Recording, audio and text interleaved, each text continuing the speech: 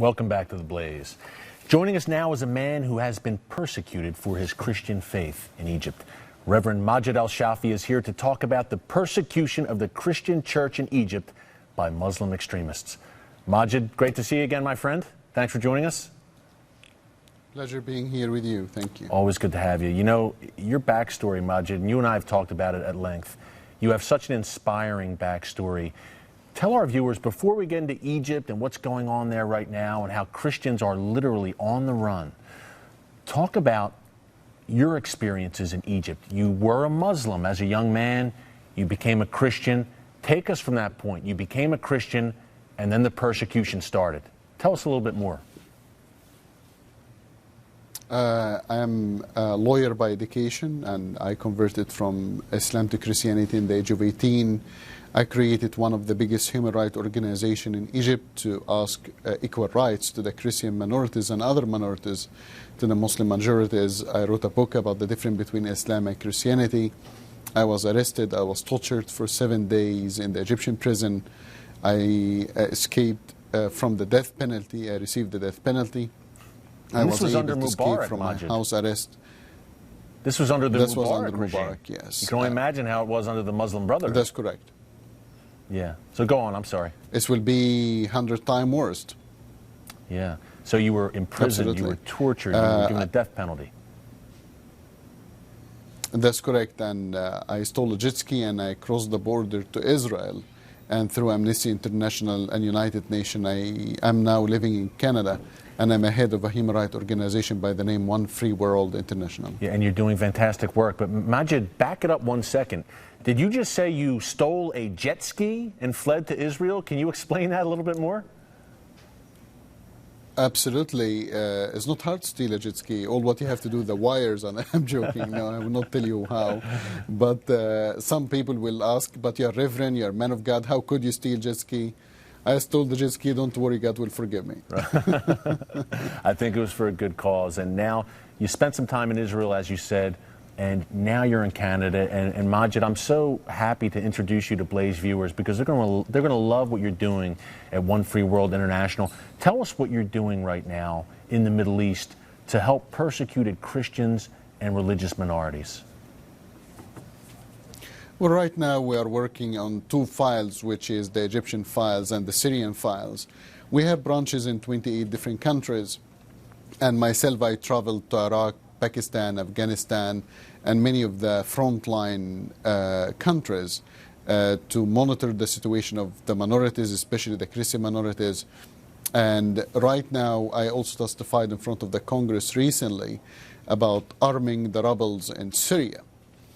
And the 2 files that we're dealing with is what's so-called Arab Spring. What many people start to realize, Arab Spring is a lie. It's turning to be a cold, deadly winter, especially on the minorities. Yeah. We all against, of course, dictatorship. We are all against Mubarak. We are all against Al-Assad. We are all against Ali Abdullah Saleh of Yemen or Ali Zain al-Abidin of Tunis. We are all against dictatorship. Make no mistake. But the problem, what the people don't understand and what the West don't understand and what this administration, Obama administration, don't understand, that you cannot create democracy between day and night in the Middle East, no matter how hard you try. When you take a dictatorship out, you create a political vacuum. Who's using this political vacuum is the Muslim extremist. But the Muslim extremists cannot, I repeat, cannot create a true democracy, because you cannot have true democracy without 2 main elements. Number 1, the separation between the religion and the state. Number 2 is the freedom of religion. And Muslim Brotherhood or other Muslim extremists cannot identify with these 2 elements. Now, Majed, you said you testified about Syria before Congress. I know you speak to Western officials. When you have an audience with these influential individuals who are making policy here in the West, is that the message you get across to them? You make your point clear about the so-called Arab Spring and how jihadists and Islamists are using it to their advantage. I don't know how to explain this, and I don't know how to tell everybody listening to me. Like, I'm sorry to using this word, is extremely stupid the decision of arming the rebels in Syria. So when I went to the American Congress and I testified in front of Chris Smith, a wonderful congressman, the head of the Human Rights Subcommittee, absolutely wonderful man, I told them, can you guys learn from your mistakes? We armed Osama bin Laden during the Mujahideen war, the Afghanistan war, and turned against us. We armed Saddam Hussein during the Iranian war, turned against us. We armed the rebels in Libya and killed our ambassador 3 months later. And now we are repeating the same mistake in Syria of arming the rebels. And the definition of insanity is what? Is repeating the same action, expecting different outcome. Yeah, Majed, that's a great point. And I think about Egypt and how we've empowered the Muslim Brotherhood at every turn. Majed, you're an Egyptian native. Do you believe that dark days lie ahead for your native country, a lot of it being caused by radical Islamists like the Muslim Brotherhood? The Muslim Brotherhood is not a democratic state or democratic organization. The sad thing that we see right now, like I'm agreeing with the move of the army taking over from Muslim Brotherhood, is actually the best thing that happened in the Middle East so far from this whole Arab Spring ordeal. Mm-hmm. But what's really surprising me, how this administration sending 2 senators, one of them John McCain, which is a man that I do respect. I respect any man fought for his country and actually went to prison and was tortured for his country. I actually respect him.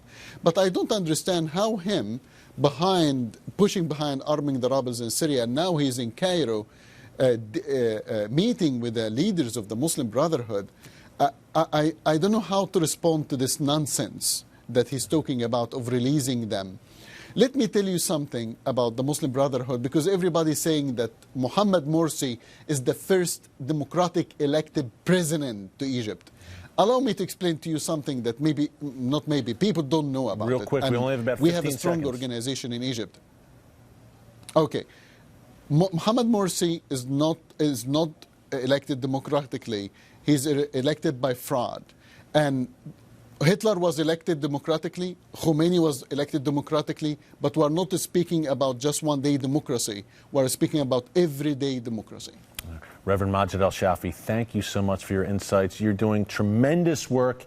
OneFreeWorldInternational.org. It's great talking to you. We'll see you again soon. Thank you. God bless you.